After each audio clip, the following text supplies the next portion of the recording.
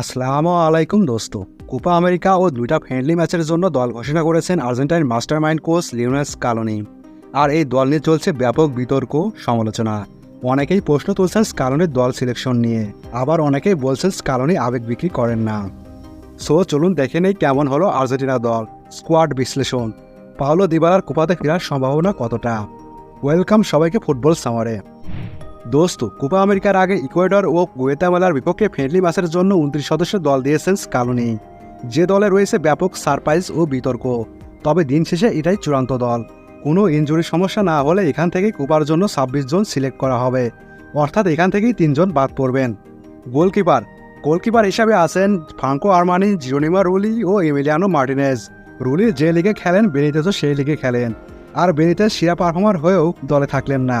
Last Argentina দলেও ছিলেন Benitez, কিন্তু কোপার পূর্বে বাদ পড়লেন। এটা কি তার সাথে ইনজাস্টিক নয়? অপরদিকে দামরা আরমানি থেকে গেলেন দলে।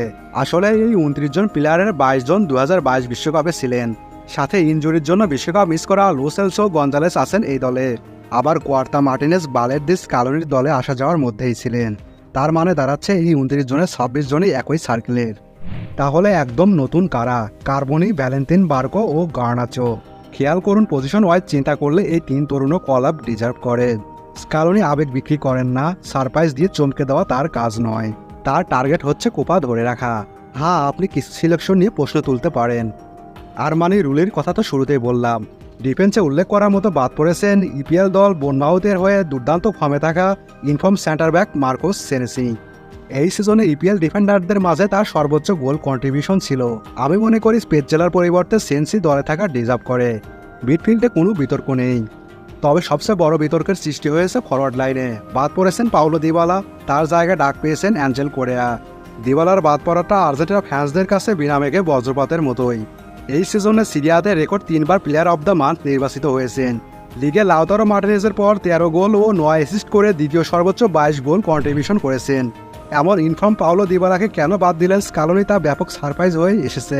গত রাত থেকে অনেকেই মেসেজ করছেন পাওলো দিবালার কোপা আমেরিকার দলে ফেরার সম্ভাবনা নিয়ে। উত্তরটা হচ্ছে না।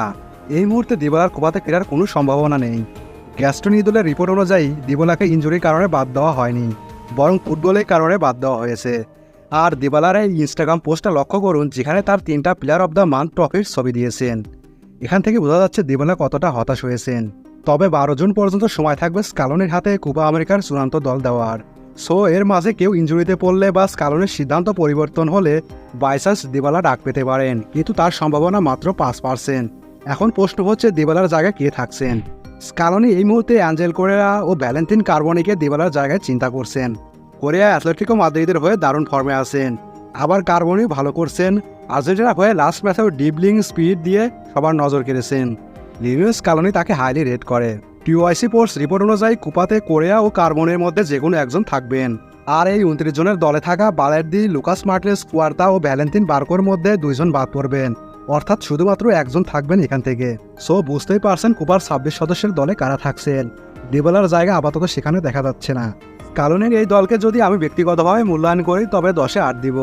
দিবালা ও মার্কোস সেনেসি থাকলে দলটা পরিপূর্ণ হতো বলে আমি মনে করি। তবে দিন শেষ স্কালোনি একজন বিশ্বকাপ জয়ী কোচ, যিনি আবেগ বিক্রি করেন না, ইমোশন দেখাতে পছন্দ করেন না। তার লক্ষ্য শিরোপা ধরে রাখা। সো তার উপর বিশ্বাস রাখছি। আপনি কি মনে করেন? কেমন হলো আর্জেন্টিনার দল? কমেন্ট বক্সে জানান। সাবস্ক্রাইব, লাইক, ফলো দিয়ে সাথে থাকবেন। ধন্যবাদ সবাইকে।